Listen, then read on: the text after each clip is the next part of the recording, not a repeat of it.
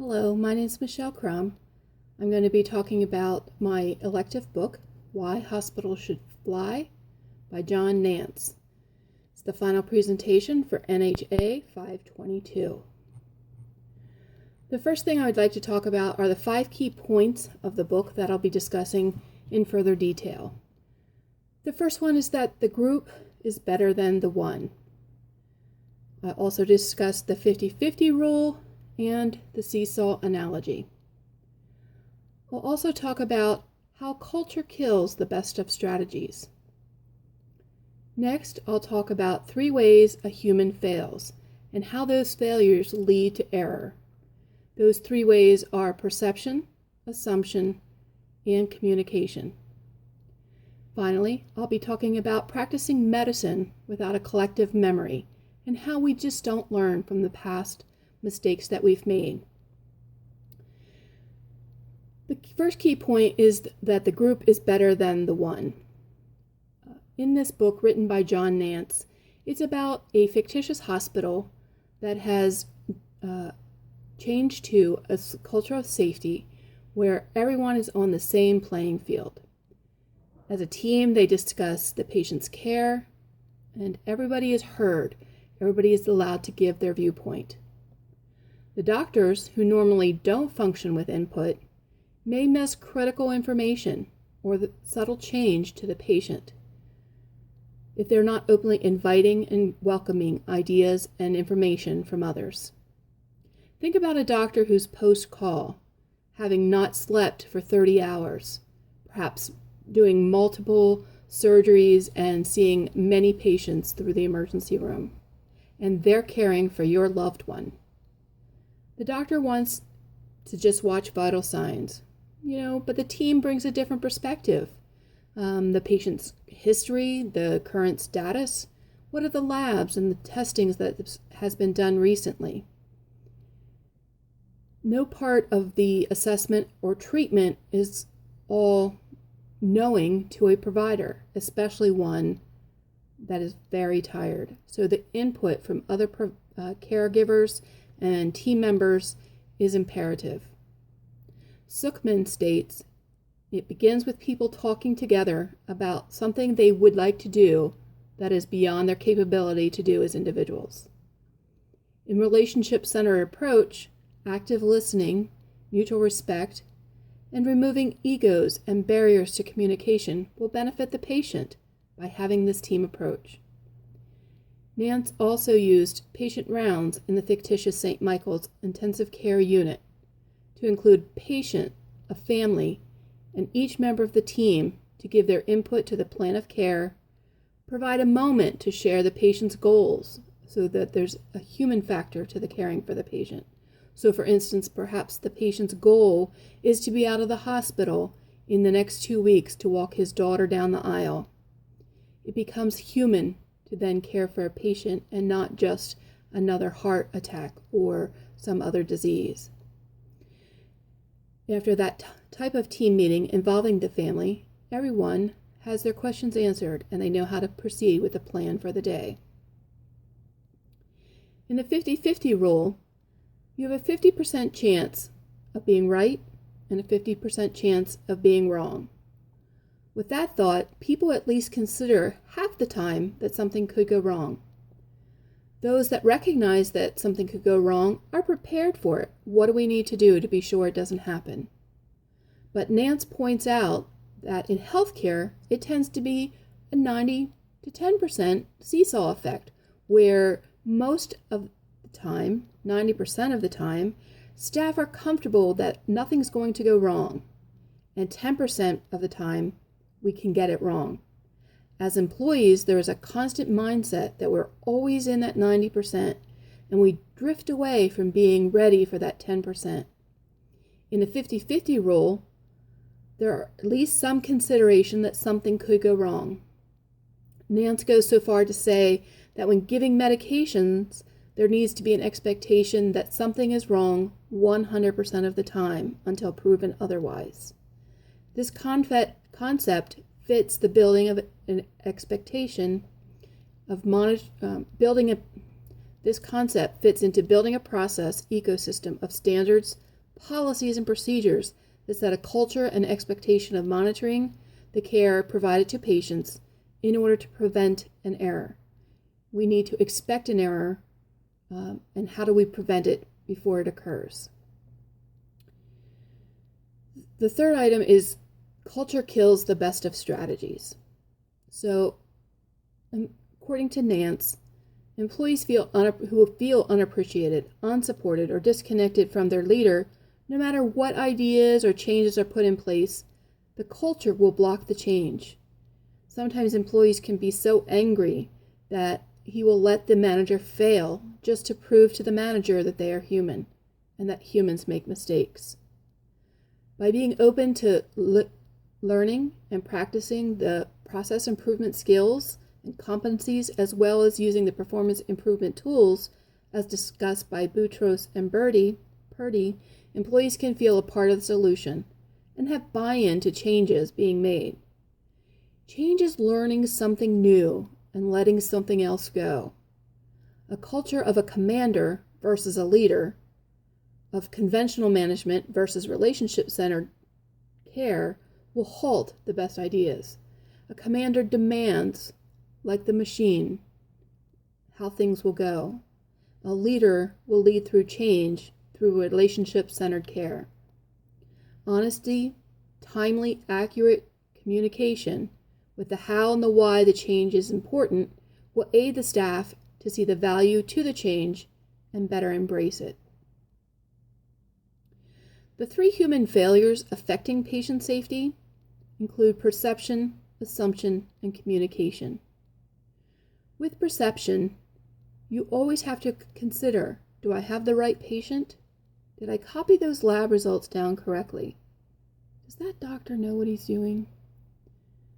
Assumption is that if the medication's always in this bin, whatever I pull out must be that medication, right?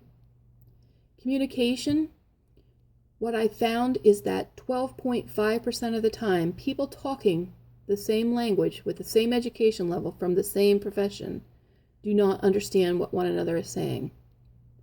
So in my role as a risk manager, no other words are more truly spoken. These 3 items lead to many events and are a major part in many of the lawsuits that we deal with. Nance shares this theme throughout his entire book. He gives a multitude of examples through aviation, medication, and personal reflection. Perception is the idea that you have looked at and interpreted input correctly, though you may not have. Did you ever take the wrong patient to X-ray? Or did you ever write down the hemoglobin A1C of 8 and put it in the hemoglobin column as 8, and then the patient needs a blood transfusion? Did you ever listen to the doctor share a plan that didn't quite make sense, but you accepted it without question? These are perception errors. What happens is called a confirmation bias, where the information we take in is perceived as supporting our preconceived idea of the outcome that we have in our mind. I think everyone knows the old adage about assumption. You know what they say about assume. People assume they know about an event, a situation, a condition, or a patient. I always ask people, who is they? And who is it that they reported it to? If anything is assumed according to Nance, it is to assume the information is wrong until proven otherwise. One recent example is in our perioperative area. A patient was taken through the preoperative process. They were taken to the operating room and they were anesthetized. And at the final time out before starting the surgery, someone noticed that the surgical consent was never signed. In backtracking through the process, it was discovered that somebody assumed that all consents were signed when there was a pile of consents, 4 of them to be exact, and the first 3 were signed. And so the assumption was there that all 4 consents were signed. Then there was perception by everyone after that, because the checkbox was marked on the preoperative checklist. And so everyone perceived from there that if the box is checked, it must be that all consents are signed. Nobody ever did an individual validation of that consents or the checkbox.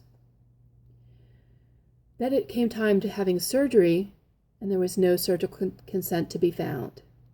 All of those things lining up because of assumptions and perceptions.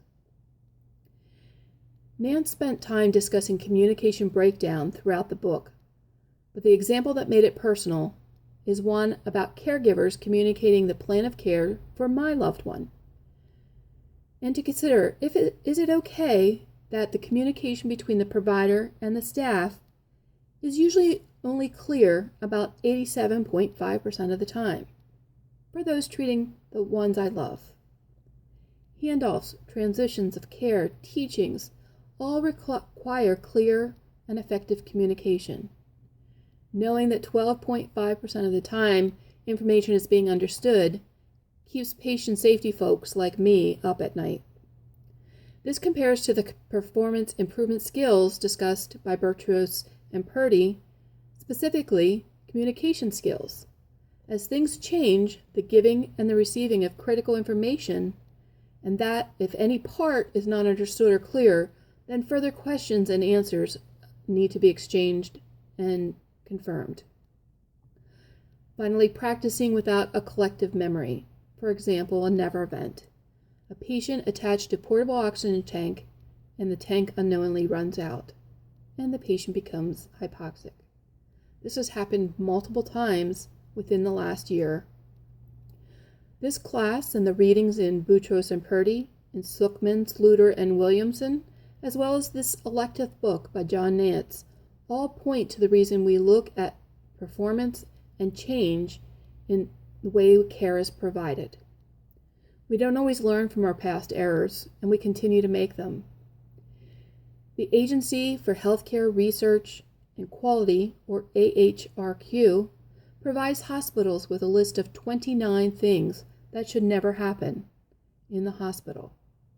Number 22 on that list says, any incident in which a line designated for oxygen or other gas to be delivered to a patient contains no gas, the wrong gas, or a toxic substance should never happen.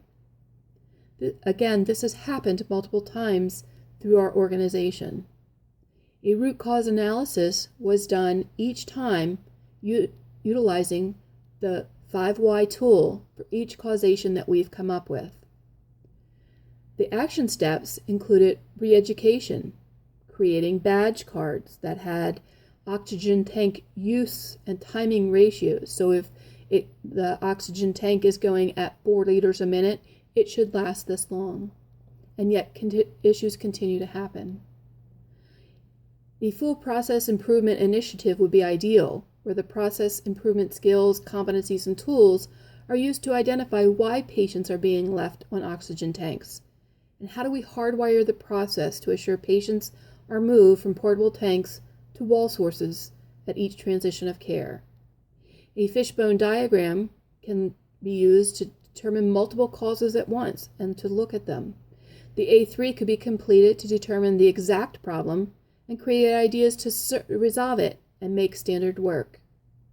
By not learning from the past, from a perceived isolated incident, an assumed fix that wasn't fixed, we will continue to have errors that create harm to patients. In conclusion, the comparisons between the airlines and the medicine throughout the book bring to mind actual scenarios and providers we know and work with.